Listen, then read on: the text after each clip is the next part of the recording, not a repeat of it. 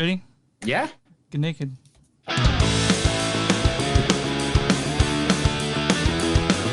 It's a show by Chris and Neil with all great movies. They are the real deal.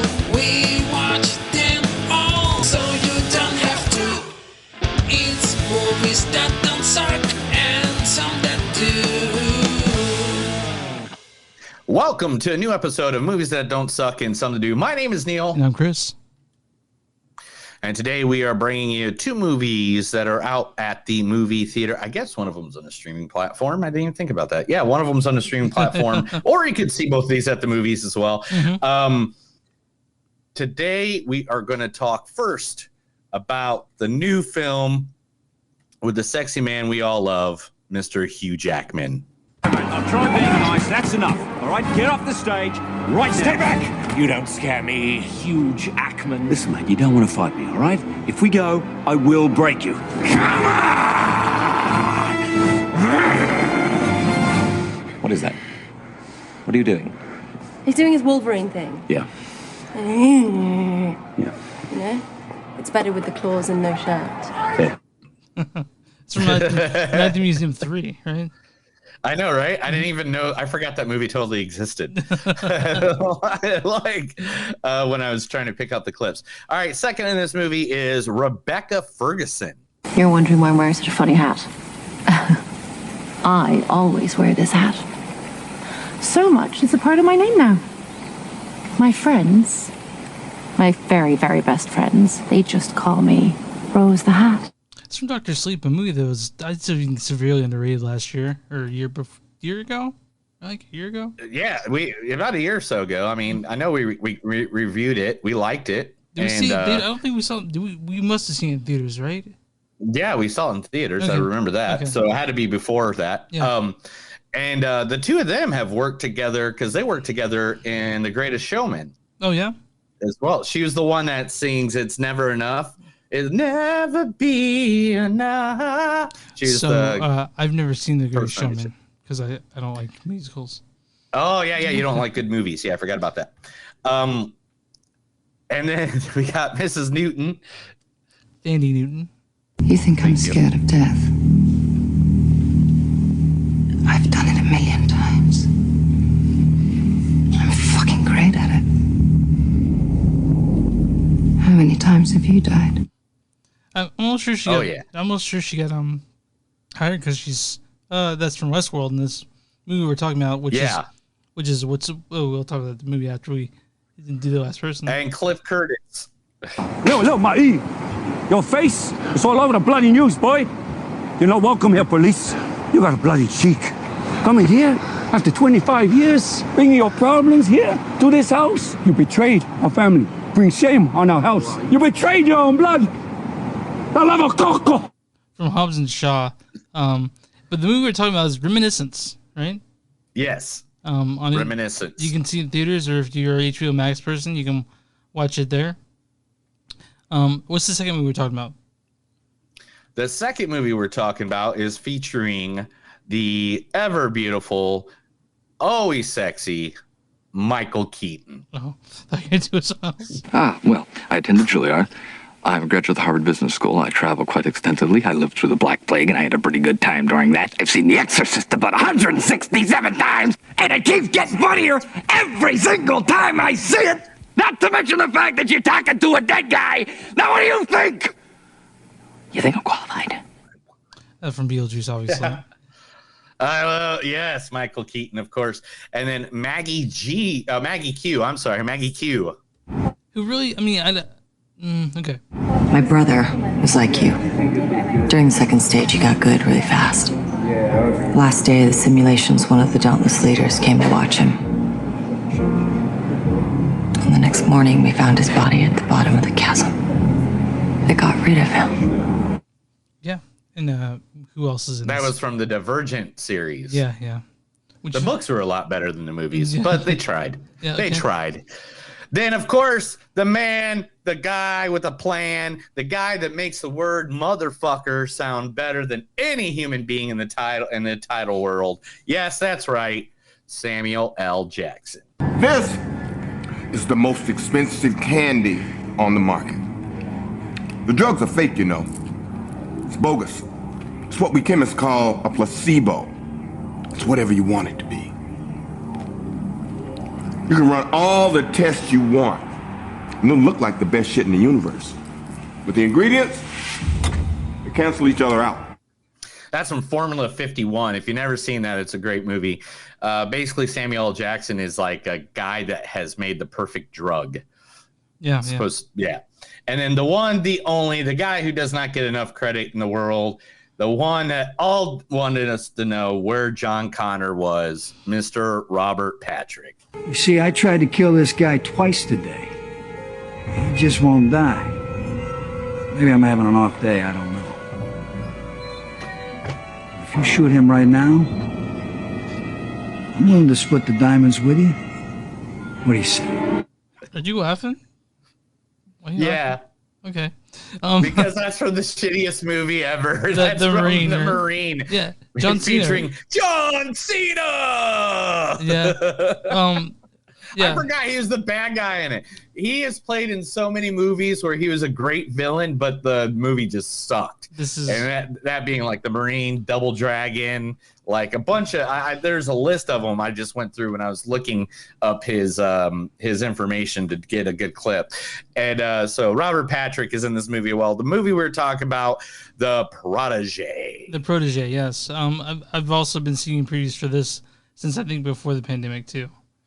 Yes, and that's why I wanted to see it, because Samuel L. Jackson and Michael Keaton had me sold alone. I mean, if you put either one of those guys in a movie, I'm down for it. But if you put them both in a movie, I'm all over that. I am there, man. I am like, a believer going to a Justin Bieber fan. Yeah, going to concert. It's really hard to see Michael Keaton because for a while he disappeared. Like in the late 90s. Like, where's Michael Keaton? And then he showed up again, and like in Birdman, and he just started doing whatever. Yeah, because he took some time off to raise kids and stuff, man. He had a life, and now he's back. He's pushing. I think that's perfectly okay. He's pushing 70, but he looks great. But we'll get to that. Oh man, we'll get to that. He's a beautiful, beautiful man.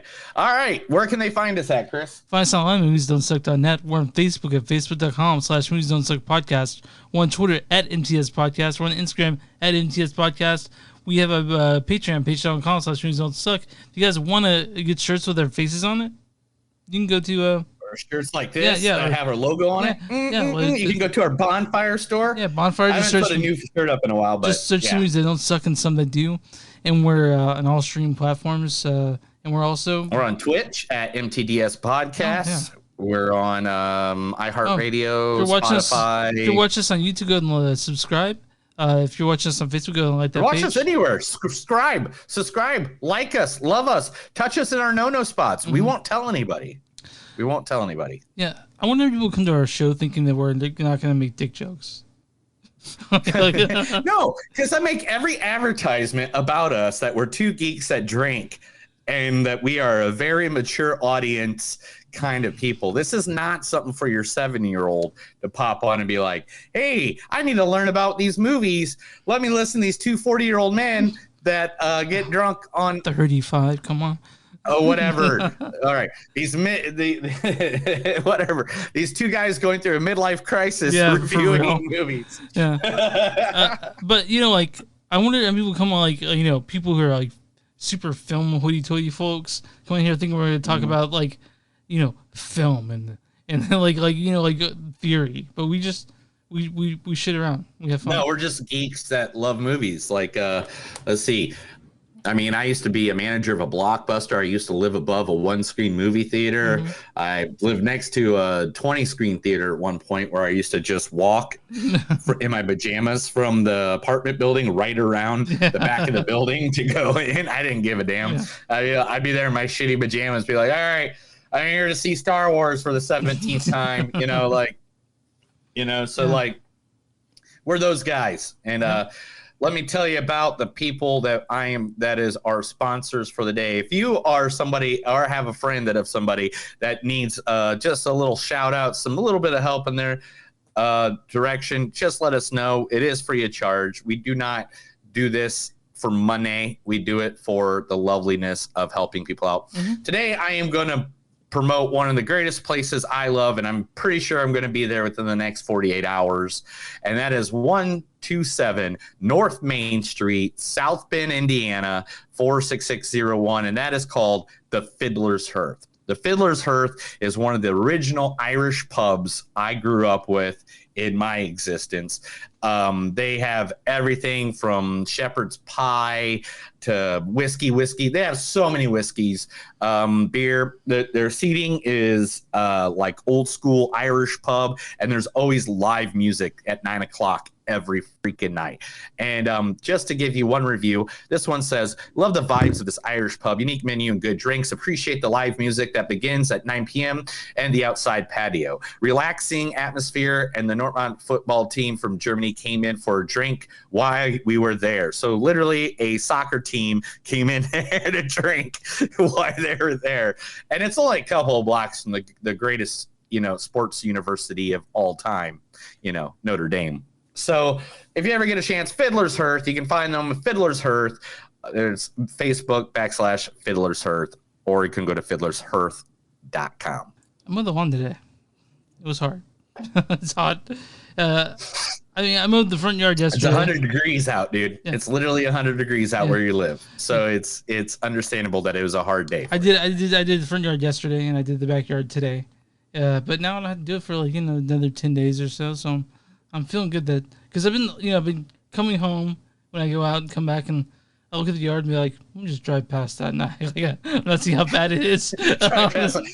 Go to someone else's house instead of going to my house. Yeah. Why would I go to my house and look at that crap? I open the garage and I just drive past it and act like I don't see how bad it is. But it got to the point where I couldn't ignore it anymore, so I mowed, and it was fucking awful. So sometimes you dread something, you're like, and you do that thing that you dread, and you're like, it wasn't as bad as I thought it'd be. When it comes to mowing the lawn, it's always as bad as you think it's gonna be, and worse. It's gonna be yeah. So I pay a guy to do my lawn, dude. I pay a guy to do my lawn. I've been trying to push my wife, told me to do that, but she's like, we're 35, you're capable of doing it, and we don't spend that much money doing it. We have a lawnmower, but I did it, and that's about it. I literally just got a text message that asked if I was interested in exploring real estate accounting coordinator opportunity. Are you? No, I work in radio, man. I don't want to be in real estate, dude. I've seen so many people that I know and love try the real estate game, and it just didn't happen for them. So why are we recording early this week? Oh, yeah. Tomorrow morning at 6 a.m., I will be on my way to South Bend, Indiana. I am going to go visit my family. Actually, it's Elkhart, Indiana now. But so I will leave Tulsa about 7:30, 7:45 is our flight. We'll get to Chicago about 9:30, 9:45. Mm-hmm. Then I'll have to take a train from O'Hara down to Millennium Station, mm-hmm. and then I will have to pop on another train that goes from Millennium Station downtown Chicago all the way to downtown South Bend. My mom will come pick me up, and then it'll be about 20 minutes in a car ride. So I should be at the location I'm supposed to be about 11 hours later. So that's a trek, dude. I forget you've done that trek a few times though. So. Yeah. And it's just literally just, trying to be safe in certain areas mm-hmm. and stuff like that. And that's about it. Because you never know. It's Chicago. You never know. Somebody's going to walk up to you and try to steal your suitcase.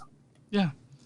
Well, that being said, we're recording day early, but this will still come out probably Sunday. I'm not gonna lie, I don't know. I ain't doing a damn thing for any motherfucker until I return. And that is Monday afternoon. Okay. Fair enough. After I get off the podcast with you, I already got my suitcase packed. Yeah. My suitcase is packed in the other room. I can go right now. Yeah. I'm ready to go. I'm done. Let's do this. I am ready to just go and be somebody else's problem for the next couple of days, I guess. Okay. Yeah. Other than that, what do you think? We figured it out. Isn't it ironic? Don't you think? Well, I don't really have much else to say about this week. It's not what just happened. Oh, here, I got one thing. Listen to this. So, like Saturday, I worked at a dispensary because we're giving away tickets for Rocklahoma. And we finish up, and well, the lady during early in the morning at the dispensary came up and was like, "Hey, do you guys have your medical cards?" And me and the other dude was like, "Yeah, we do." And then like an hour or so goes by, and he's like, "Man, remember when that chick came up and asked us if we had her medical card?" I go, "Yeah." He goes, "Man, I thought something was going to come out of that." And I was like, "Yeah, me too, whatever." And so we pack up, and we're ready to go, and this place is like an hour from here in Tulsa, where it's at. And all of a sudden, the lady goes, "Hey, by the way, each one of you gets $100 in product, whatever you want." Nice. Fucking nice. And I was like, "Shut up." Yeah. And so like, they got $100. I got $100. I got a bunch of stuff. And then I came home after I was done. And it was everything I got handed to me that day was one, I got some free tickets for Rocklahoma, which are weekend passes, which are like $175 a ticket, a pass, right? Then I got this $100 freeze a week. I got a free T-shirt. I got a free hat. I got free tickets to this other thing that's coming into town. Altogether, I added it up, and I got over $600 worth of stuff for free, dude. Nice. And I'm like, okay, they don't pay me much. But at least I get a lot of good stuff. Are you going to Rocklahoma? Yes. Who are you going to try to see there? Limp Bizkit. What about Andrew WK? He's not that good. You know what? I got a question to ask you about Anthrax. Does anyone really like Anthrax? Dude, they are great live. I bet they're great. They're one of those bands. Their albums are okay, but live, they're one of those bands that are just like, they bring it every time. And what's another band that's like that it like their albums are just kind of okay, but they bring it live every time? I don't know. There's a few of them that I just can't remember off the top of my head, but yeah. Are you going to try to see John 5 and the Creatures? Oh yeah, and the night and the Creatures or whatever. John 5 and the Creatures. Yeah. Grandson. I know Grandson's coming. We're gonna go see Grandson. I know you like Grandson. Well, you get the record for free, right? No, I got K-Flay's album for free, but Grandson's another one that I know Rob Zombie's playing. I know Seven Dust is in there somewhere. I love seeing them. Chevelle's in there somewhere, I believe. I saw Chevelle. Yeah, Chevelle's but Limp Bizkit for sure. I gotta see them. What about Slipknot? You go see Slipknot? Oh yeah, that's my wife's favorite band. Heck yeah. I thought her favorite band was Green Day. It's Green Day and Slipknot. Okay. I know Puddle Mo will be there, but I don't know. But who cares? Limp Bizkit. Butcher Babies are in there too, and I love Butcher Babies. You know what the crazy thing is that I think that Limp Bizkit are having is sort of like they've been reevaluating the new metal landscape, and they've come back in a big way. Yeah, because back in the day, everybody blamed them for Woodstock '99, and it wasn't their fault. Yeah, so Limp Bizkit are there, and I wonder if he's still gonna have that weird hair going on because he looks like a '70s porn star now. That was a wig. By the way, I actually like that look. For him. It looks good. It was being really cheesy and funny because he went to Lollapalooza. He was at the first Lollapalooza, and now it's like the 25th anniversary, the 35th anniversary, or something like that. So he came out dressed like an old man because he's like, I'm old, But I hope they straight up kick it Limp Bizkit style. Take me to the Matthews Bridge. My generation. So you don't give a fucking. So anyway. You're going to Rocklahoma, right? Yeah, all 3 days in September. Okay, cool. That sounds. It sounds like it might be fun. So I'm thinking about going to on my birthday weekend, the 17th, 18th, and 19th. I'm thinking of going to Scott Fest. What's at Scott Fest? Drinking, and everybody dresses like Irishmen and Scottish. Oh, that sounds like something you would really love. So really, right? I don't see why. I don't see why an Irish guy from Indiana would like going. So I think that next performance I'm seeing. Well, yeah, next performance I'm seeing is a solo show by John Darnielle, the Mountain Goats, and then after that I'm seeing Dan Cummins, a comedian, and then I'll be going to see Ludo, and then I'm seeing. Jeff Rosenstock in Chicago in November. I know, I just burped. This beer I had Revolver Blood and Honey, and it's It's the best beer I've had. Like in the past, like since I've had, like I was like, man, this shit's tasty. I'm drinking Marshall Grand Lake right here from Tulsa, Oklahoma. It's a very light ale, and but Grand Lake, my wife grew up on Grand Lake in northern Oklahoma. Well, this is Grove. This is Texas beer from let me see. Texas. Yeah, Texas. Yeah, it's from fuck. How did I not see this? Only weirdos are from Texas. Yeah, it's from Granbury, Texas. So and it's Revolver. So it's obviously a Colgan beer in the first place, but. You guys should check it out if it's a little... Isn't that the song by Snow? Revolver, you know, no, I said a boom boom now. That's Informer.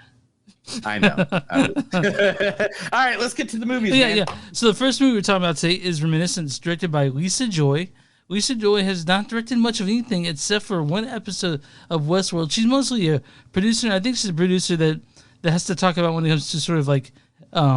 creative decisions. You know, there's two producers. There's the ones that have the money and the ones that have creative visions for this. And I think she's creative kind. So she directed Reminiscence.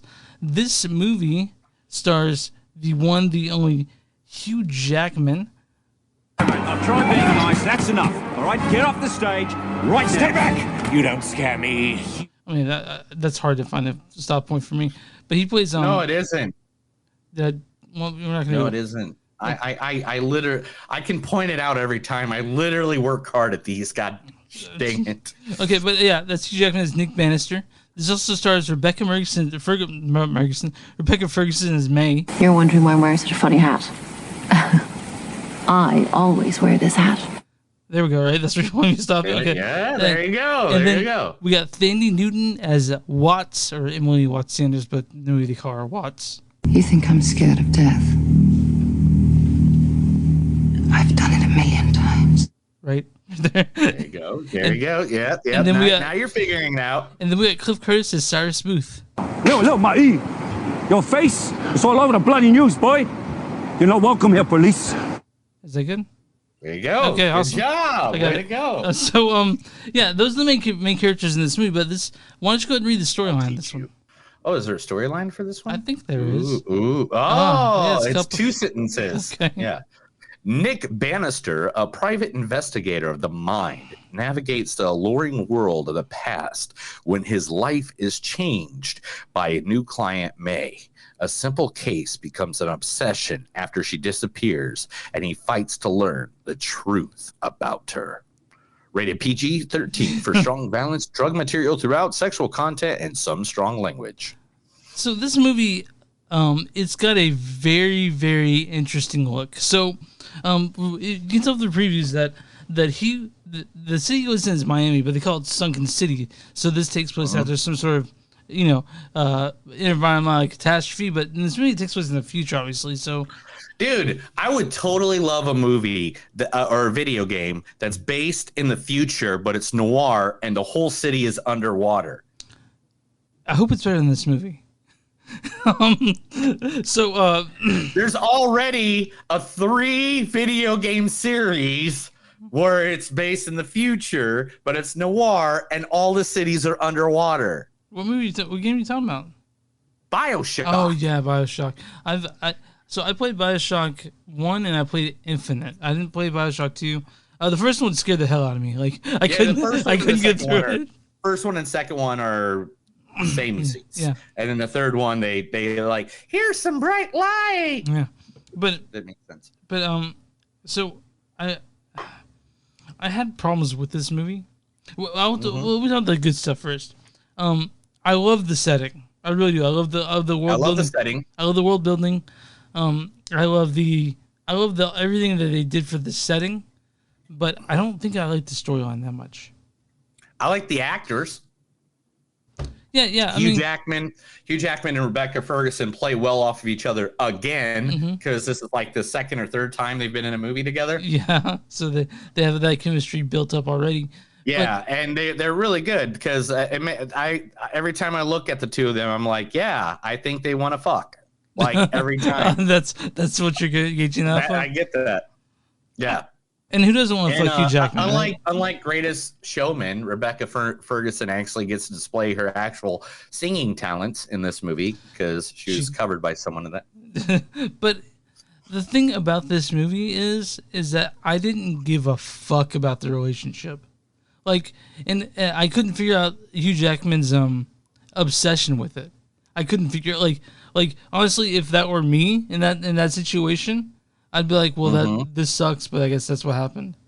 You know? Oh, but we should mention that Hugh Jackman, he is in this movie, he runs a business where you can relive your best memories, you know, or memories you want to. So they're used by the cops a lot, but private investigator mind says that he's basically going inside people's minds and able to have people relive them.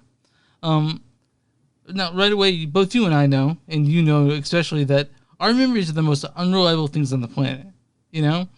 And so they try to explain that in this movie, you know, like how they're able to come up with accurate memories.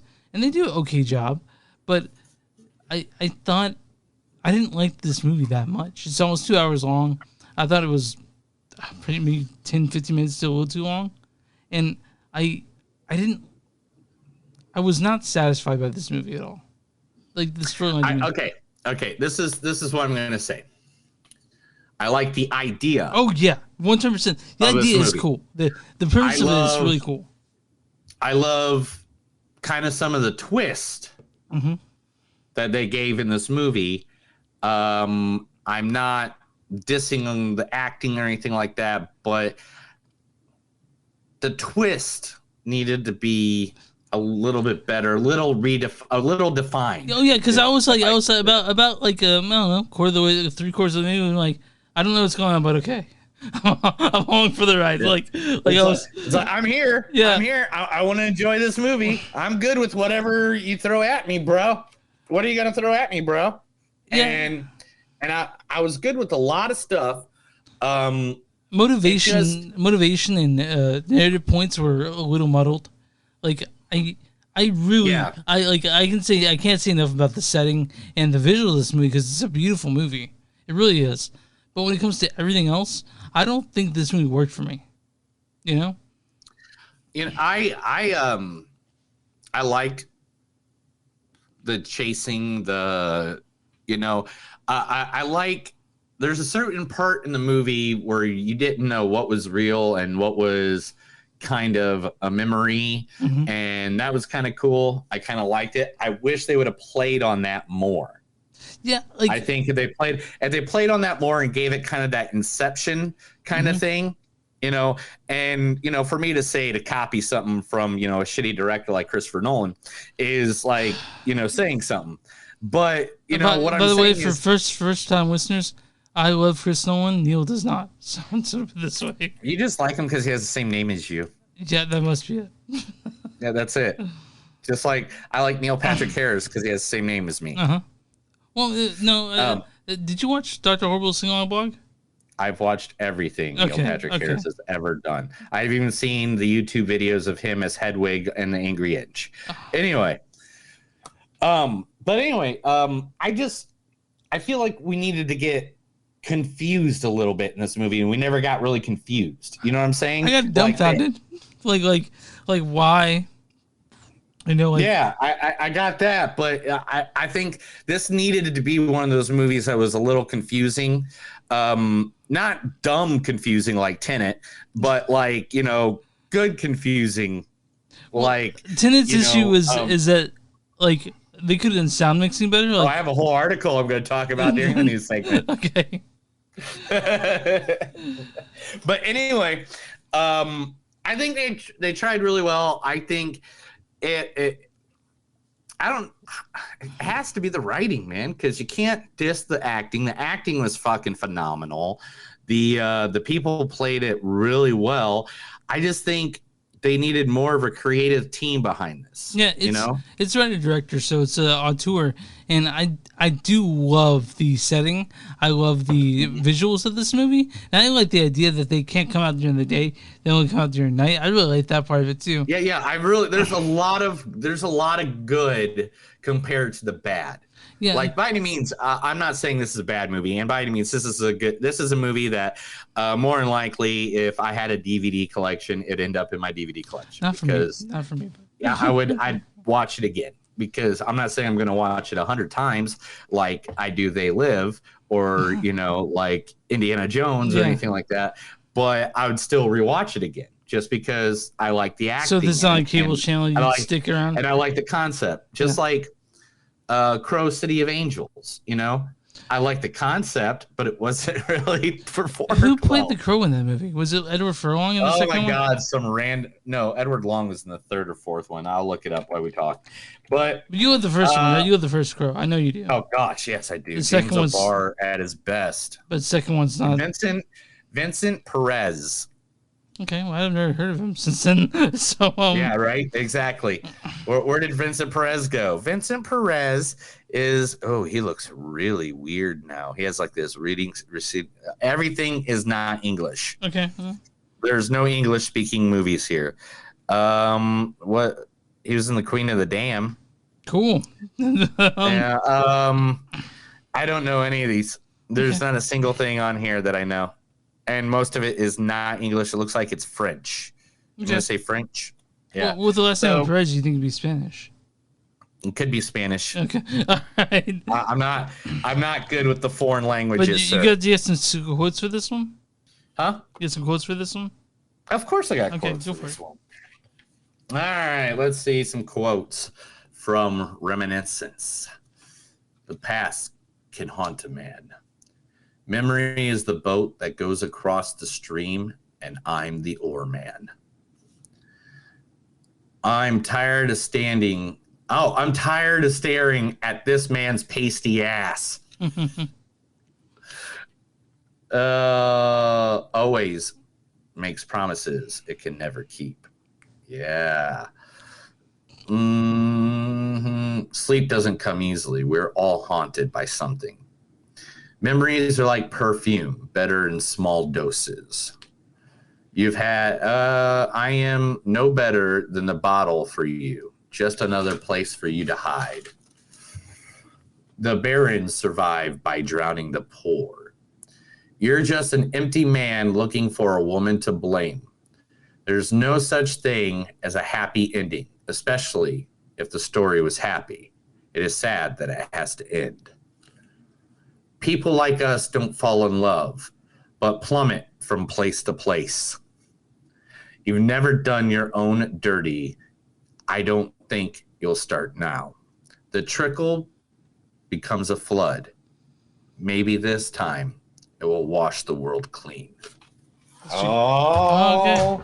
So there's some good quotes. Like I said, there's some good stuff, but I just don't think the continuancy or the, whatever. I wasn't a fan of a lot of the speaking parts. Like, I was like, but whatever. But this is Reminiscence. You guys can watch on HBO Max, or if you want to support theaters like Neil and I like to do, you can go to the local theater and see it in person. And also, I did watch this at home, so I'm not gonna make act like I'm better than you are. But I had a lot of shit. I actually watched it at home. Yeah. Okay. So okay. So audience scores. We're Rotten Tomatoes for people who don't know.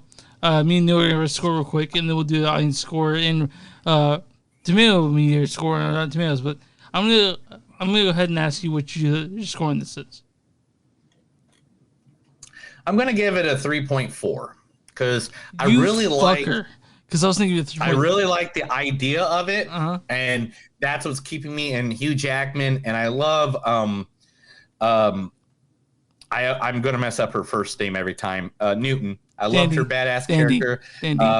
I think Thandu. Yeah, I mean, I don't know the Zimbabwe way to say it. And I don't want to. Just call her Thandy. That's what it looks like. Thandy. Okay. Yeah.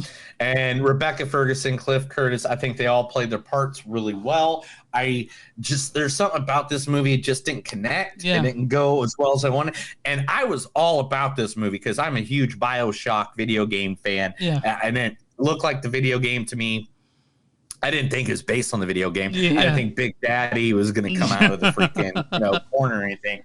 But I just like that noir, the world apocalyptic kind of stuff. BioShock was a scary game, dude. Like you freaked out while playing. I loved it. Yeah. It made me, I laughed so hard during that game. Oh yeah, because if you guys don't know, when Neil gets scared, he laughs his ass off. And so I fucking love laughing, and people hate it, especially when I'm in a movie theater. Yeah, because like the only way that Neil can stave off the terror is by laughing. Yeah. Like, and then people were like, "What the fuck is an evil clown in here?" Because Neil, the only way Neil can stave off his laughter is his terror is by laughing. So I'd hate to be in a terrifying situation with Neil where we need critical thinking and Neil's laughing his ass off. But yeah. But yeah, my score actually is 3.3, like just like you. Yeah. So, yeah, I mean, it just, you know, it's all right. I maybe more action. I don't know. I don't know what could have saved it. I don't know exactly. I just feel like something was missing. Maybe heart. But I felt like the actors brought heart. I don't know.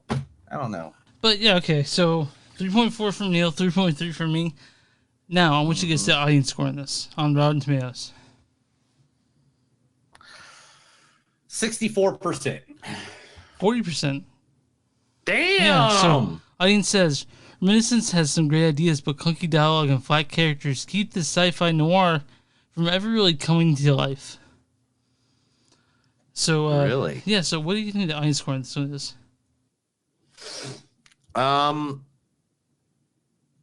The critics score, you mean?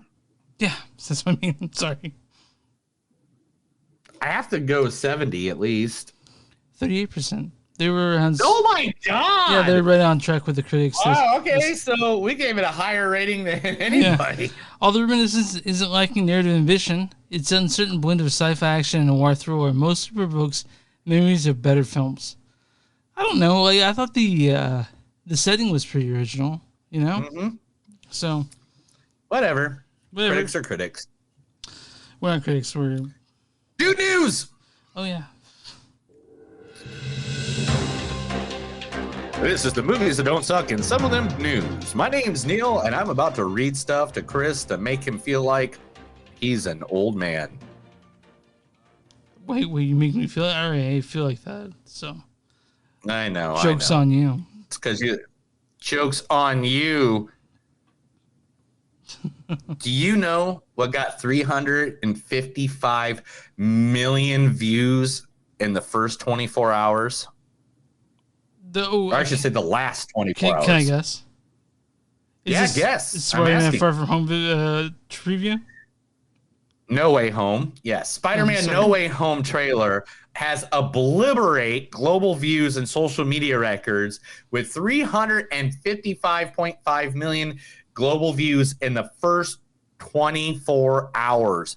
More than anything, doubling Far From Home, snapping away the previous record that was held by Avengers Endgame. Can we talk about what should be the very end of that trailer? Oh, yeah. I mean, it's a trailer. I mean, it's out there. I don't feel like we're spoiling anything. Are you talking about Doc Ock? Yeah, I'm talking about Doc Ock. And played by who? Alfred Molina from the 2000 film. Yeah. 2002. And beautiful. Sorry. And they cut his hair actually the way that Doc Ock had it. And so I read an interview with Alfred Molina about this, and the director came to him and said, "Hey, can you play Doc Ock?" And he's like, "I'm 70." He's like, "We can de-age people." And he's like, "But but Robert De Niro, like shit, like he couldn't even like walk right." He's like, "Well, Doc doesn't have to do anything of that. Tentacles do all the work." And so And so Alfred Molina is back being Doc Ock, and I'm really excited for this film. Yeah, they're teasing this. What they're teasing is the Sinister Six. Yeah, what's the Sinister Which is Six? a big thing in comics. The Sinister Six is like it's Rhino, Falcon, Vulture. I'm sorry, Vulture. It's Rhino, Vulture, Kraven the Hunter, Green Goblin, Doc Ock, and then it's the Shocker or Electro. There's all. I'm sure there's. I'm sure there's some. They're gonna give some different. There's different versions of it throughout the years. There'll be different. There'll be different. But surprises. Almost all of them, almost all the Sinister Six were teased in that little trailer. Yeah, so I think there'll be a lot of surprises in this movie, and we've been hearing reports of Andrew Garfield and Tobey Maguire showing up in the studio or going to the filming. So I'm really excited to see more of this. When's it released again? Christmas. So we have to wait till then? It's not too far away. We can wait. Yeah, no, it's like 4 months, dude. We can do that. We'll be in theaters seeing that. We're old now. We're old now. Months go by like minutes. I know, right? Like when I hear something's coming out on Christmas, I can wait that long. Yeah. But like shit, I haven't bought one gift yet for Christmas. Hell, I haven't bought Halloween costume yet. Fuck yeah. I forgot. I don't know what I'm gonna do for Halloween. I'll be this in year, St. Louis for Halloween, which is near my wife's birthday's All Souls Day, so November 1st. Anniversary here. Oh yeah, I forgot you guys. I don't forget. You guys have an anniversary. So what are you guys doing? We're supposedly going with a group, and we're gonna do Saturday Night Live characters. Are you gonna be John Travolta? No. What are you gonna be? John Travolta. Saturday Night Live. I was thinking Saturday Night Fever. Yeah, not Saturday Night Fever. Saturday Night Live. So who are you gonna be? Fred Garvin, male prostitute. Anyway, I'd want to go as the Continental. You know, Trish Walken's character. Oh my gosh! All right. Anyway, back to the news because we got a lot. Okay. Because I don't know if you know this past week it's CinemaCon, and it's still going on right now. Okay. Yeah, it's like the big con for movies. I wish I was there. You do a movie review podcast. And you So what I need to do is I need to get sent press passes and I'd be there. But you know. Yeah, we do. Yeah. We do. You get on that, buddy. Okay. Or should I make some phone calls? All right. Anyway, we'll talk about that later. Anyway, first things up. Axel Foley is returning to Netflix. What is Axel Foley? Don't leave me like that. Just tell me. Don't give me the Eddie Murphy. Oh, gotcha. Axel Foley. Oh, Beverly Hills Cop, right? Beverly Hills Cop. What the fuck, So man? is he gonna revive all his old franchises? Are we getting another Nutty Professor as well? Is that what's gonna happen? What? We're gonna get another Nutty Professor as well? Is he gonna revive all his old franchises? Just the ones that were rated R and were good. Okay, fine. Beverly Hills Cop 4 will be going to Netflix. Marlon Wayans, who was a big hit in the movie Respect with Jennifer Hudson last week. People shit on him, but I disagree. You know? Yeah. He just signed up for an untitled Netflix Halloween movie. And it's been 20 years since Marlon Wayans brought us Scary Movie, you know? Yeah. So the movie plot will see a teenage girl accidentally releasing a spirit on Halloween, leading to a whole bunch of mayhem ensuing, including decorations coming to life and spooky chaos. Sounds like a Ghostbusters failed script. You know? You're a failed script. Why, no, I'm sure it's gonna be fine. Why do you gotta diss people all the time? If it's gonna be Marlon Wayans, I'm sure it's gonna be fine. So, talking about Netflix, I'm looking for it. I can't find it right now. Where is it at? Maybe I didn't save it. I did not save it. I am a fucking moron. What the fuck? Oh no, there it is. Okay. Yeah, I know. I found it. Because I do these throughout the week, man. I see a news story and I'm like, oh yeah, I gotta save that. Neil sends me also stuff that's like bloopers. And I'm like, cool. I'm gonna look at this while I take a shit. Yeah, Netflix reveals. Netflix just released dates for 41 movies this fall. God damn, dude, how we didn't keep up? I don't even know. Like there's of course the Dwayne Johnson, Gal Gadot, Red Notice. There's hold the fuck up, dude. Dwayne Johnson's being a movie this fall with Gal Gadot and Ryan Reynolds. What movie is this? I've talked about it like 10 times now. What's it called? Like it's Red Notice. So we're gonna have to watch that, right? Because you and I have talked probably about naked with a lot of lotion. So the thing is that the thing is about Ryan Reynolds and even Dwayne Johnson and Gal Gadot is they're all so charming, and I don't know how I can handle so much charm in one movie. You know, there is so many. I can't even list all these, dude. I can't even try to list half of these in your face right now. Okay. There's a lot. Red Notice comes out in November, but like September, October, like there's so many movies. Like oh fuck me, sorry. The Power of the Dog, Shaun the Sheep, The Flight Before Christmas, Unforgivable, The Hand of God, Don't Look Up, The Lost Daughter, Back to the Outback, Mixtape, A Single All the Way, Blood Brothers, Malcolm X and Muhammad Ali, Worth, Nightbook, Schmucker, The Starling, Hold on. Sounds Like Love. Like it just keeps going and going and going and going and going. Is bro. there quickly goes down under again? I don't know. I don't know. Okay. No, it doesn't look like it, but we're just going to go. All right, next, let's see. There's a Halloween movie with Corey Taylor coming out in September called Bad Candy. So it's going to be a Halloween. Corey Taylor. So not Corey Feldman.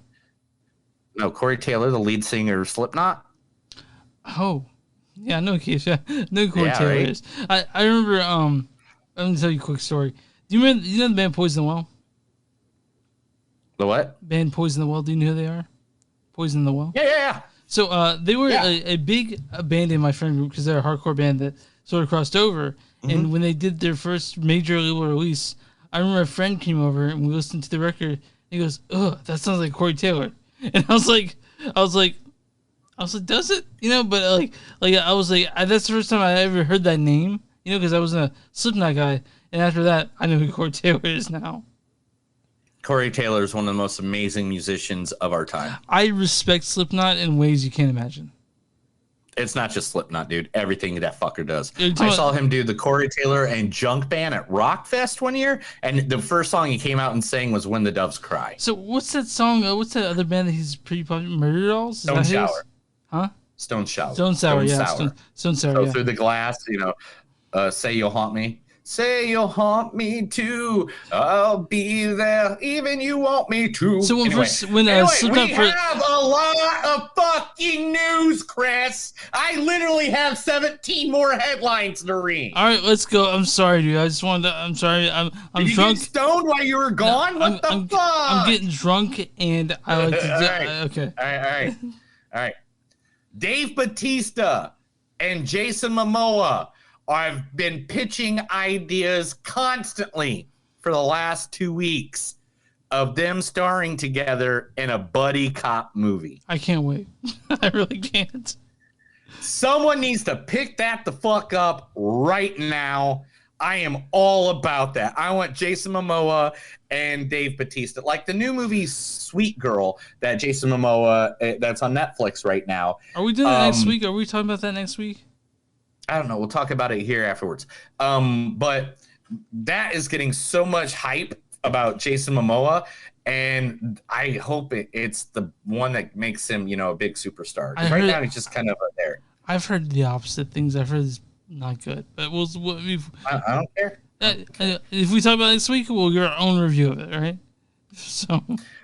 Misha Green, the writer of Birds of Prey, The Emancipation of One Harley Quinn, is back in the writing and directing chair and will reunite with Black Canary with Jannar Smollett, who played the Black Canary, and they are making a Black Canary movie for HBO Max.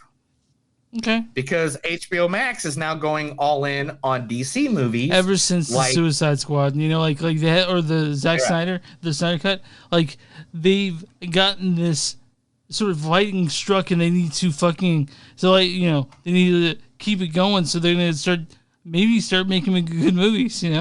Like I really think that ever since Endgame or Endgame and Infinity Wars and Endgame, I think that people that don't usually watch these movies are now getting invested in these characters. I really think that it's important. Right. Like, and there's so many good movies out there, or good DC characters and TV shows, like the R-rated TV shows. They're killing it. They're knocking it out of the park with the R-rated shows, not the CW shows. CW is okay, but they have the same. All of them have the same lines, the same ideas.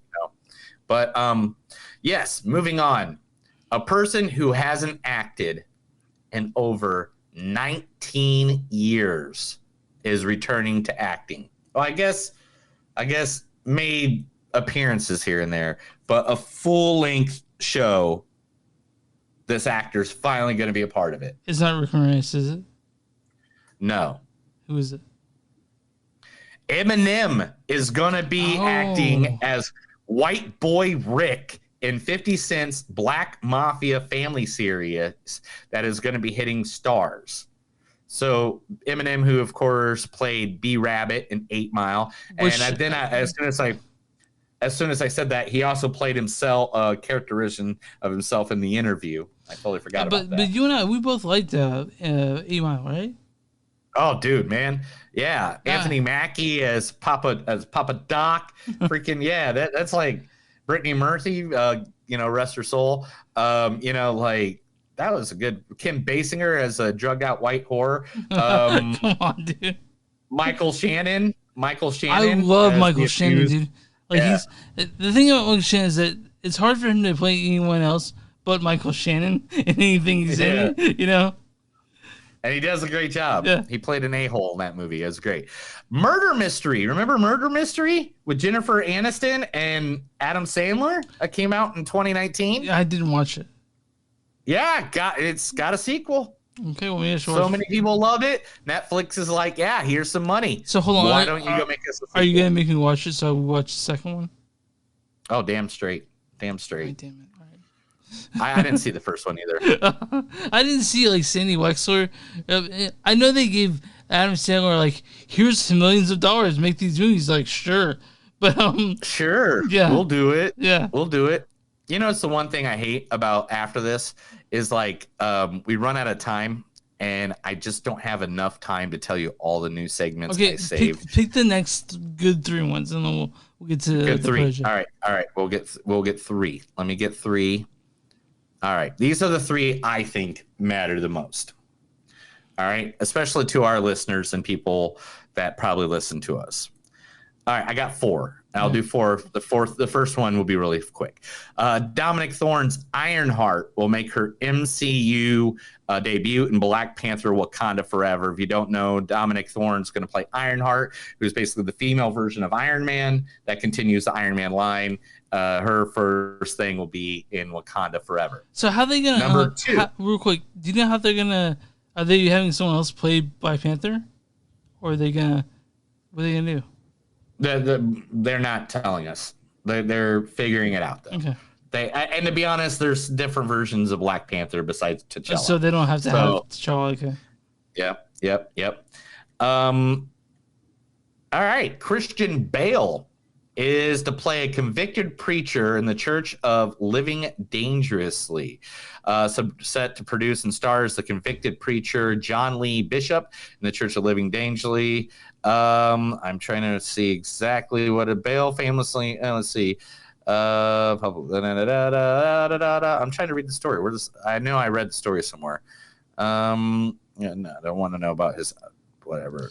You don't want to talk about your favorite Batman? Come on, dude.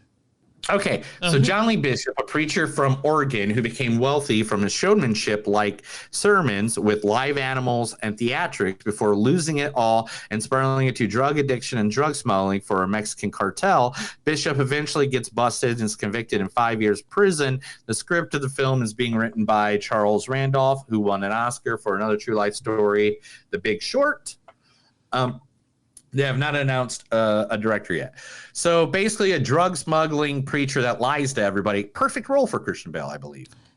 Have you seen the previews for The Eyes of Tammy Faye? Yes, that's actually one of the stories I just surpassed over. The makeup from that has destroyed Jessica Chastain's face. Really? Yeah, that's one of the stories I just skipped over. We'll get to it. That's a movie you and I definitely have to see, right? Yeah, we're definitely going to see that. All right.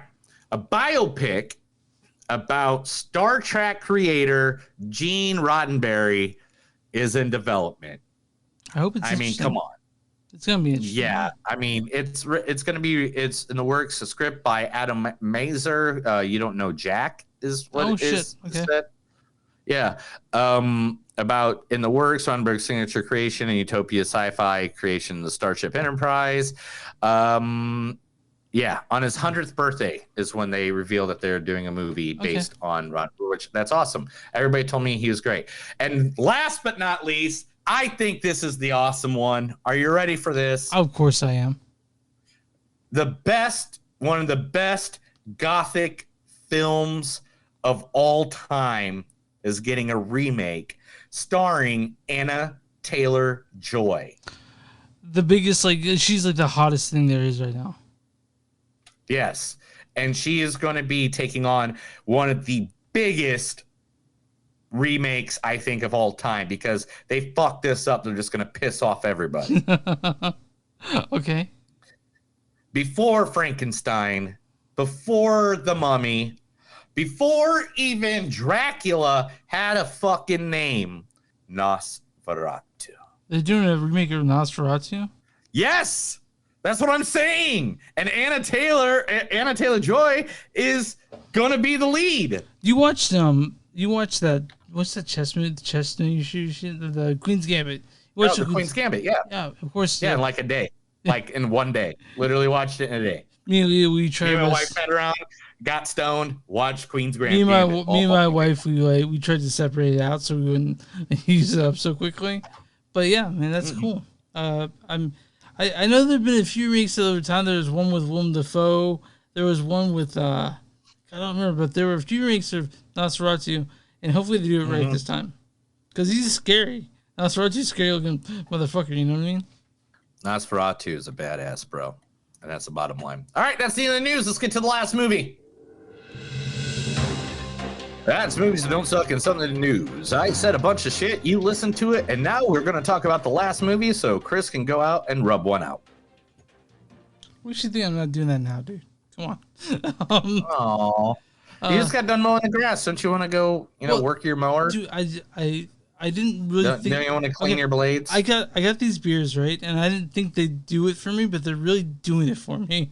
So nice. So we're Chris talking about is doing it. We're talking about The Protégé, directed by Martin Campbell. Martin Campbell's he's not a stranger to movies. He's done things like he's directed Casino Royale and The Mask of Zorro and even Goldeneye, and the Mask of Zorro, Goldeneye, Casino Royale. I mean, this guy has some. I mean, come on. He directed Green Lantern, and who could say a bad thing about that movie?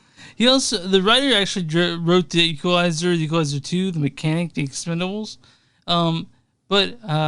So this has a lot going for it right away. It stars the wonderful, the beautiful Maggie Q is the main character. Because I thought it was weird you mentioned Maggie Q, but she's second bill back. Maggie Q plays Anna. My brother was like you. During the second stage, he got good really fast. Right? So, right, is that where I'm supposed to stop it? Drink that beer, dude. Is that where I'm supposed to stop it, right? I stopped at their Kirk place? Yeah, stop asking. Go, move on. And then we got Samuel L. Jackson as Moody. This is the most expensive candy on the market. And then, of course, we've got the wonderful, so happy he's back, Michael Keaton. Well, I attended Juilliard. I'm a graduate of the Harvard Business School. I travel quite extensively. I lived through the Black Plague, and I had a pretty good time during that. So I wanted to play the whole thing, but whatever. You can play the whole thing anytime you want, man. Well, I attended Juilliard. I'm a graduate of the Harvard Business School. I travel quite extensively. I lived through the Black Plague, and I had a pretty good time during that. I've seen The Exorcist about 167 times, and it keeps getting funnier every single time I see it. Not to mention the fact that you're talking to a dead guy. Now, what do you think? You think I'm qualified? I can't wait to watch this movie tonight because I'm definitely going to You're going to watch Beetlejuice? Yeah. This also stars Dave Rintoul as Edward Hayes, Patrick Mulcahy as Vol, Ray Fearon, who's actually fearsome in this movie, is Duquette. And Robert Patrick. Oh, yeah, and Robert Patrick, who plays Billy Boy. You see, I tried to kill this guy twice today. He just won't die. That's a good place to stop it. Why don't you go ahead and read the storyline of The Protégé? Rescued as a child by the legendary assassin Moody, Anna is the world's most skilled contract killer. However, when Moody is brutally killed, she vows revenge for the man who taught her everything she knows. So, I have a few things to say about this movie. Now, first off, every scene with Michael Keaton and Maggie Q is fucking gold. I love it. Yes. I love every scene with Michael Keaton, every scene with Michael Keaton and Maggie Q is gold. Michael Keaton steals every scene he's in. That's the fact. And Sam Jackson. That's a fact, Jack. And Sam Jackson plays his character like no one else. Of course, he knows how to play his character. He did it in Hitman's Bodyguard. He did it in, he was a contract killer. He knows how to do it because he's been a contract killer in the past, movies, like 7 past 7 like movies. Samuel L. Jackson's acting style because he literally just shows up. He's like, which way do you want me to play this? Do you want me to play sly motherfucker, badass motherfucker? Do you want me to play like a Jedi motherfucker? In this one, he's just a badass motherfucker, right? Yeah. But the problem is, Maggie Q, I like her, but I don't think she plays a fearsome assassin. I thought she was pretty good. I mean, but I've probably seen her in more stuff than you.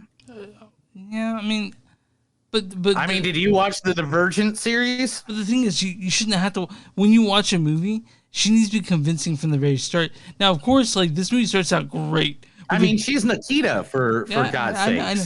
And she starts out great with that scene, but I don't think this. I honestly think if you're gonna see this movie, you want to see it for Michael Keaton, right? Because he is the. I thought she was.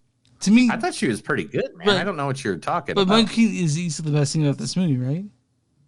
I mean, I think they were all pretty good in this movie. I think they all kind of brought their game. I thought all 3 of the main characters, Michael Keaton, Samuel L. Jackson, and Maggie Q, all brought their shit, man. And Robert Patrick did a great job as an old man biker, Billy Boy. Like it was nice to see him for sure. It was nice to see Robert Patrick show up. But I don't know, man. I liked Rembrandt. I liked Dana. But I thought they worked best when they worked together. Because without their scenes, this movie's nothing.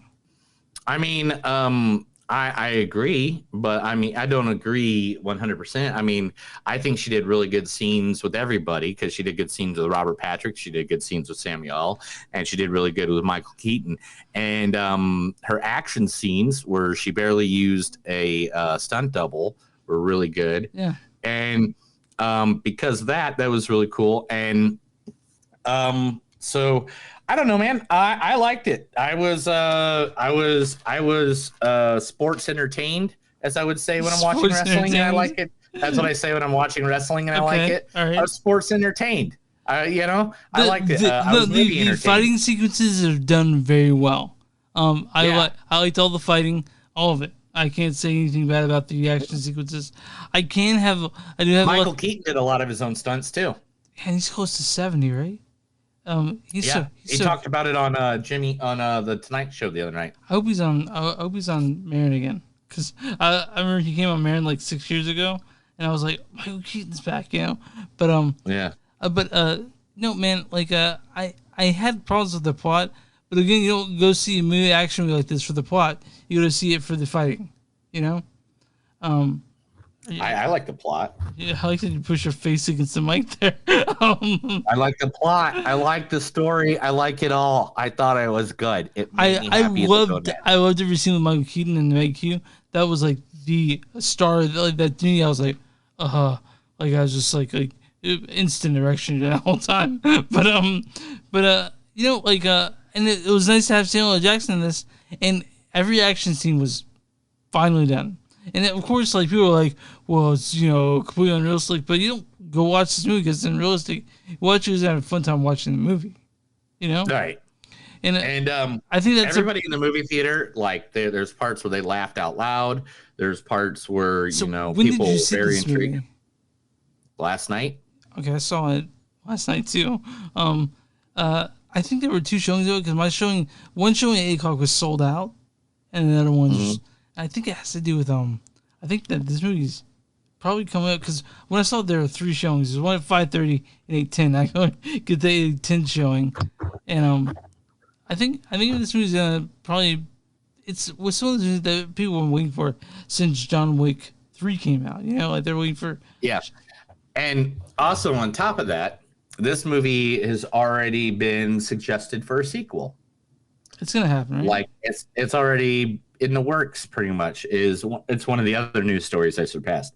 They've Maggie Q and Samuel has already said, very interested. And the ending was kind of ambiguous, even. Yes, it was very ambiguous, you motherfuckers. I hate when they do stuff like that. Not going to ruin it or spoil it, but Jesus, there's just a thing where it's like, cut to critics, and it's like the Sopranos in the middle of a sentence. Like, oh my gosh, why'd you do that to me? But everybody's like one guy in the theater I was in, and I was in the way back, and it's a weirdly shaped theater that I'm in, but I'm in this back corner, hiding pretty much from everybody, so I can like make my phone bright. Yeah, and write down stuff. And right when the credits hit, there's a guy about 2 rows down from me. It's like, motherfucker. And everybody in the theater laughed. Everybody is like, ha ha, agreed. That happened when we saw Inception. He spins the coin, and then it ends. Everyone, I heard the go, and everyone went, yeah. And I saw it now next year, like opening day. Everyone was the theater is packed for Inception, and everyone's holding their breath, waiting for to see which way the quarter turns, and it ends, and this girl goes, and everyone said, yeah. So but the Protégé, with everything turns. The Protégé is a serviceable action film. I loved every scene with Maggie Q and Michael Keaton. The banter back and forth between Michael Keaton and every character. I have to agree with this. How like on it says top cast, and Michael Keaton is put above everybody else. I 100% agree with that, because Michael Keaton stole this fucking movie from everybody. I felt the chemistry with him and Maggie, it was believable. Like between Ruben and Anna, I was like, yeah, of course. If after 4 decades of Michael Keaton acting, if he has any questions, if he should have stayed in stand up, or if he should have kept being an actor, this movie was one of them that this shows you're always supposed to be a fucking actor. Was he supposed to be a stand-up? He was a stand-up. He would have been good at that, too. Go back and look at some 80s Michael Keaton stand-up, dude. So I know that he loved playing Beetlejuice. Because he did all comedy movies for the longest time, if you don't remember. I think his first serious one was Gung Ho, right? Yeah, no, I don't even think Gun Ho was the first serious one, but it could have been. He did so many comedy ones like Night Shift and what was the other one? Johnny Dangerously. I'm trying to think of them off the top of my head. Okay, so he was in Mr. Rogers, Mary Hartman, Maude, All Fairs, Tony Randall Show. Let's see, Night Shift, Mr. Mom, Johnny Dangerous, Gung Ho. Would have been kind of the. But was it Batman where he played like an actual superhero? Do you think that maybe did it for him? Man, I don't know which one it was, because there's a lot of them that he played that it was back and forth. The crazy thing about the Monkeys, he never really went away, but for a while it seemed like he did. You know what I mean? Well, that could just because he could have just filmed a bunch of movies, and then they just came out in longer order, Yeah, because he really came back when it came to Birdman, That's one of the people Yeah, but he was in RoboCop the same year, Need for Speed, which I saw both of those in the theater. Blindsided, I saw that one. So he did a video game in between there. Yeah. 30 Rock. So I guess he did kind of disappear for a little bit, but he was doing other stuff. The Other Guys. Oh my gosh. God, him as Captain Gene. Oh my gosh, and The Other Guys. When he's, hey, you got to creep. You got to creep. You got to creep it on the down low. So, are you excited to see him in Morbius and The Flash? I don't give a damn what he's in. I'll watch anything Michael Keaton's in. To the day I die, I will watch Michael Keaton, if not in a movie, at least once a week. If we're still in the podcast and he dies, we'll definitely be talking about it. Huh? Yeah, I mean, if he ever does a Michael Keaton. Michael Keaton does everything. He just makes me happy in the happy notes. So, do you have the quotes for this? Yes. Okay. I tried to avoid all this, but I can't. I just got to know we can try to love each other. Really? No, that's from Batman, dude. Okay, that's from Batman '89. Good job, dude. Good job tricking me there. I was looking to check my phone. I literally just said that off the top of my head. I don't have that written anywhere. Of course. Anyway, unlike Rembrandt and his Poe knowledge. Oh, who are you people? We just find people who can't be found. I'm glad you fixed the cadence of that. Yeah. You gotta fix the kinks of that. You need to see a doctor about that cough. A voodoo or witch doctor?